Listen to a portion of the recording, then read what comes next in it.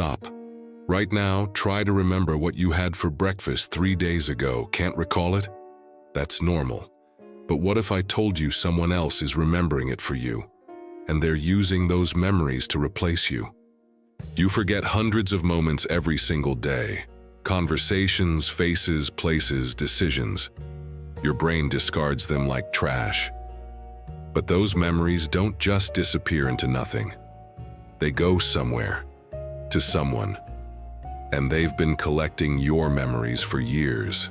Think about this. Someone out there knows your childhood better than you do. They remember your first kiss in perfect detail while you barely recall the year. They know what you said to your mother the last time you saw her, word for word, while you've forgotten completely. If that just sent a chill down your spine, smash that like button right now. Because what I'm about to tell you will make you question every memory you think is yours. This is about Dr. James Morrison, a neuroscientist who discovered where forgotten memories actually go. James worked at the Cognitive Neuroscience Institute in Boston, specializing in memory formation and retrieval. His entire career focused on one question: why do humans forget? We have enormous brain capacity, yet we lose most of our experiences within hours or days of living them. James had developed revolutionary brain imaging technology that could track memory formation in real time. He could literally watch thoughts being encoded into neural patterns, stored in the hippocampus, and either consolidated into long-term memory or discarded as irrelevant information. But James noticed something that violated every principle of neuroscience. When memories were forgotten and the neural pathways degraded, the information didn't actually disappear. The energy signature of those memories persisted briefly, before vanishing from his instruments completely. James became obsessed with tracking where that memory energy went after leaving the brain. He developed increasingly sensitive detection equipment, following the signature of forgotten memories as they left his test subjects' neural tissue. What he discovered changed everything. Forgotten memories didn't dissolve into random neural noise. They were being actively extracted and transmitted to a location outside the subject's brains. Something was systematically collecting human memories the moment people stopped consciously retaining them. James spent months trying to trace where the extracted memories were going.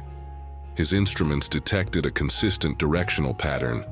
Memories were being transmitted to other human brains in the immediate geographic area. Your forgotten memories were being received by people near you. But here's what made James's blood run cold. The people receiving memories weren't random. Each person had one primary memory recipient who collected the vast majority of their forgotten experiences. One specific individual was accumulating your entire discarded life history. James called them memory thieves.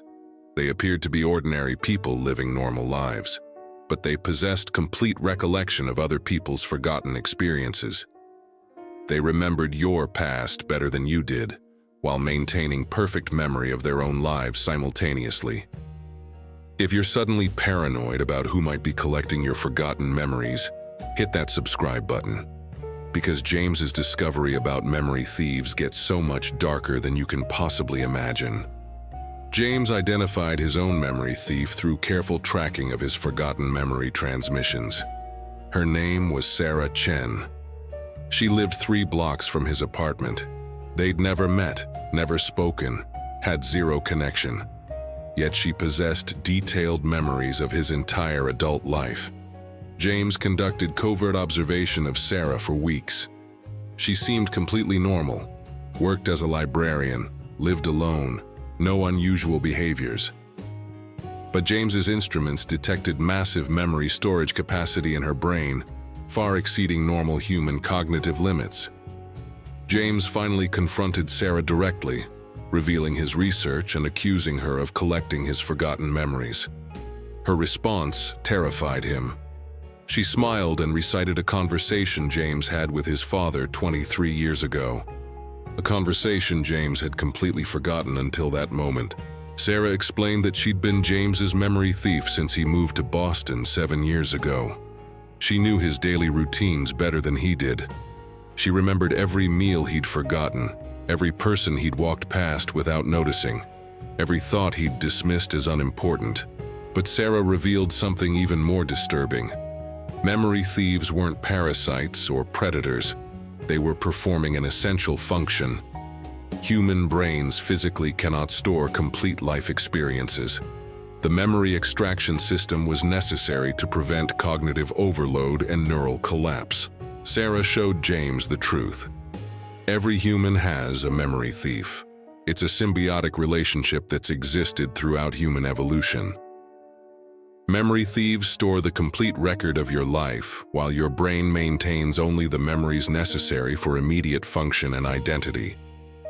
James demanded to know why memory thieves kept these memories instead of letting them naturally degrade. Sarah's answer was chilling. Because when you die, someone needs to remember who you actually were. Not the edited version you think you are, the complete truth of your existence. Sarah revealed that memory thieves serve as humanity's true historians. They maintain perfect records of every human life, including all the moments people forget or choose not to remember. They know who you really are, not who you pretend to be or think you are. James asked the question that had been haunting him. What do you do with all these memories? Sarah's response: we wait. When you die, your memory thief carries forward the complete truth of your existence. Every forgotten kindness, every unremembered cruelty, every moment you lived but don't recall. James realized that memory thieves were humanity's ultimate accountability system. You might forget your actions and choices, but someone else remembers everything. There's a complete, uneditable record of your actual character and behavior stored in another person's brain. Sarah offered James a choice. He could continue living with selective memory, comfortable in his curated self-image. Or she could return some of his forgotten memories, the complete truth of who he'd been, including everything he'd conveniently forgotten about himself. James chose to receive his complete memories. Sarah transmitted them back through the same neural pathway used for extraction. What James experienced broke him psychologically. He saw every selfish action, every casual cruelty, every failure he'd unconsciously erased from his self-perception. James discovered he wasn't the good person he believed himself to be. His forgotten memories revealed a pattern of behavior he'd been systematically erasing to maintain a false self-image. His memory thief had been storing the truth of his character while he lived in comfortable delusion. But James also experienced something unexpected: profound humility and self-awareness. Confronting his complete behavioral history, good and bad, gave him genuine understanding of his actual character rather than his imagined one. James now lives with full awareness of his memory thief relationship with Sarah.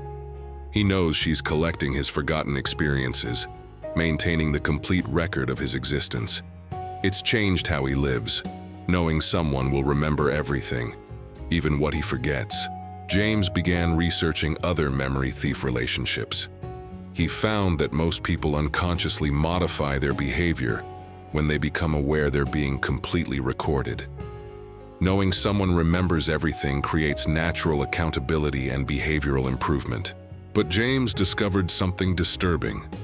Some people, when confronted with their complete forgotten memories, couldn't psychologically handle the truth about themselves. They experienced complete identity collapse when forced to reconcile their self-image with their actual behavioral history. James now works with memory thieves to develop protocols for responsible memory return. Not everyone can handle complete self-knowledge. Some people need the mercy of forgetting to maintain functional identity and mental stability. Sarah explained that memory thieves carefully guard humanity's complete behavioral records. They know which memories should remain forgotten for psychological health, and which truths people need to confront for genuine growth and self-awareness. Here's what James wants you to understand. Your memory thief is probably someone you've never met, living within a few miles of your location. They've been collecting your forgotten experiences since you arrived in your current city or town. They know your real behavioral patterns, not your rationalized self-image. They remember the moments you've conveniently forgotten, both your unremembered kindnesses and your unconsciously erased cruelties. Pay attention to people in your area who seem to have unusually perfect memory. Notice individuals who remember details about local events and people that others have forgotten. Your memory thief might be closer than you think. James's research suggests that becoming aware of your memory thief relationship can fundamentally improve your behavior. Knowing someone maintains a complete record of your actions creates natural accountability beyond your own selective memory and self-justification. If this story has made you hyper-aware of your forgotten memories and who might be collecting them, smash that like button and subscribe. But I'm warning you, once you start thinking about what you've forgotten, you can't stop wondering who remembers it for you. Because somewhere near you, right now, someone possesses the complete truth of your existence.